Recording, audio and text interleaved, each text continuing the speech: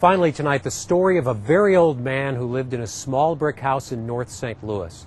When he passed away in September at the age of 96, the news spread all over the world, because all over the world there are lovers of that American music form called the blues. People mourned the passing of Henry Townsend, but they also knew just how lucky we all were to have had him around for so very long. I first of all would like to share with you that this is not a funeral. This is a celebration of life. People, all my money gone, and I don't have another dime in sight. Henry Townsend was already a blues legend when this documentary by Kathy Corley and Legacy Productions aired on Channel 9 in 1986. You know I've got to do something right now, really, when you know it's not right. People classify the blues as a sad occasion, you know what I mean, something where the guy's really down, but not necessarily. I think singing the blues is something that just you can amuse your mind, or you can put your mind in a real bad spot singing it too, thinking some bad things that happen in life to you, you know.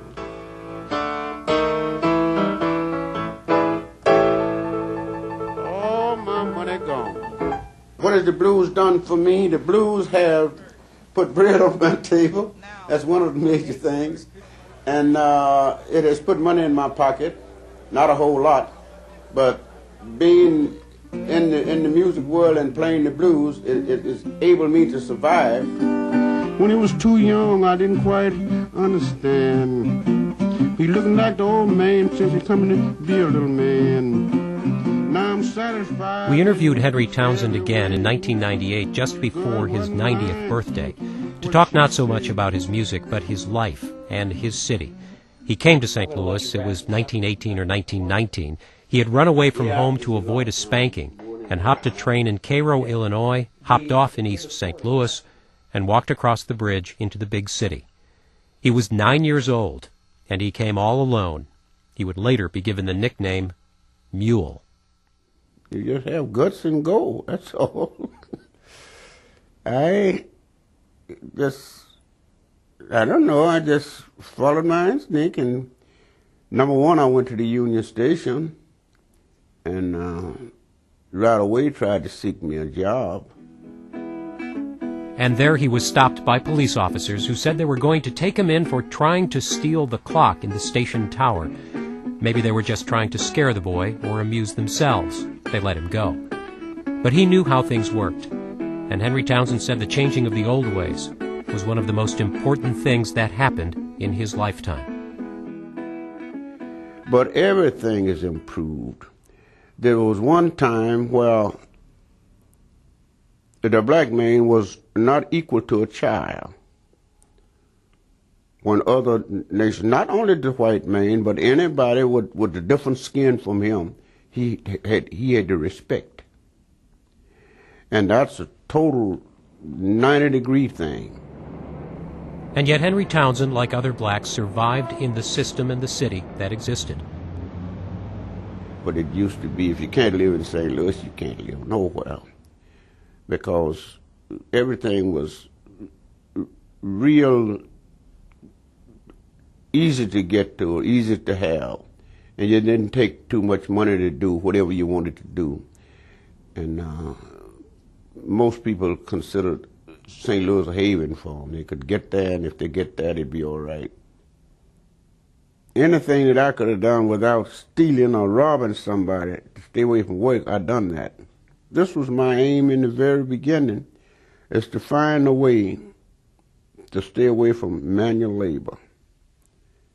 And I was pretty successful at it. I done a little manual labor, but not enough to talk about it. The center of his and much of African-American life at the time was in the Mill Creek neighborhood west of Union Station, later torn down as part of urban renewal. Townsend said he hustled checkers. He ran a shoe shine shop, which was just a front for a backroom whiskey operation. and he got his first guitar and started to learn to play the blues. And in St. Louis, you could learn an awful lot. Just about every musician, if he didn't come the way of St. Louis and stop, he would come the way of Kansas City. And St. Louis, I think, was the most popular. And every renowned musician that was born in the South at one time lived here for a short period, if not a long time. But while St. Louis had a lot of music and musicians, it did not have much of a recording industry. Townsend went to Chicago to make his first record in 1929.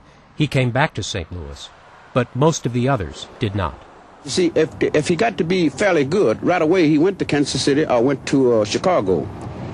And they didn't stay to build on the foundation that they'd built up here. They moved out. You see, it was just a few of us that stayed here in St. Louis and went all the way with whatever happened. And that's one of the reasons I could think, you know, the guy gets good, he leaves. By the same token, if he stayed here, he would draw other good musicians to him here.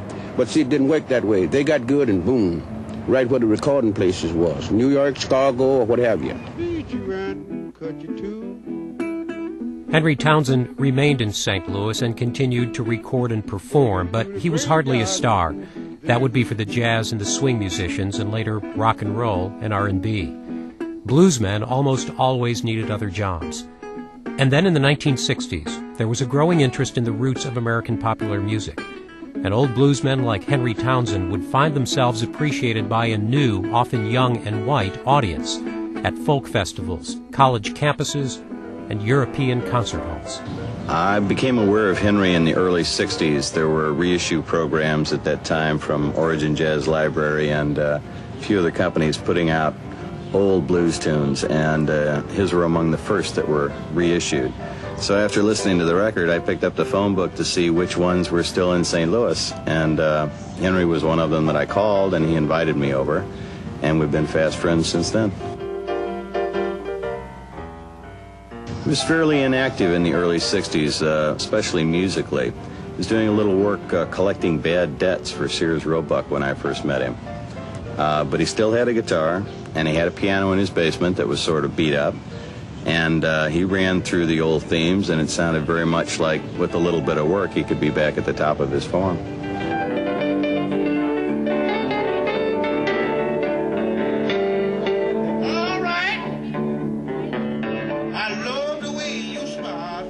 He, more than any other person, represented the history of St. Louis blues.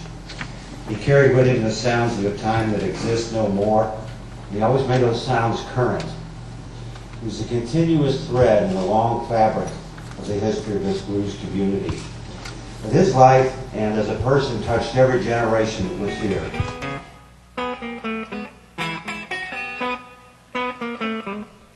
Because of the blues revival, Henry Townsend traveled the country and the world, and he played until the very end.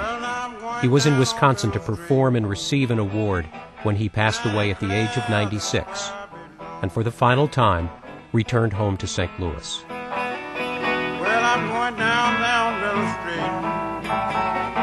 I declare where I belong. He had said he wondered what he might have accomplished if this had been a different world for a black man when he came into it. But he also fully appreciated the opportunities he did have as he would say, a musicianer. I've never been, like I've seen people be treated, I've never been treated that way.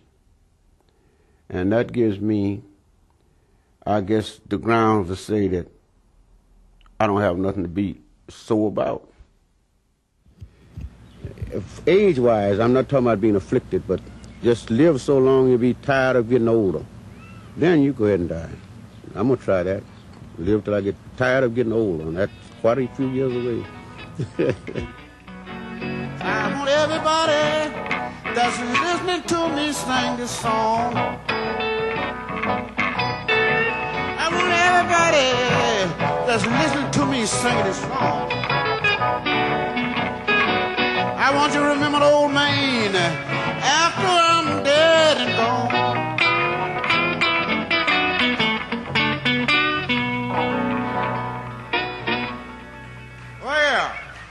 Thank you.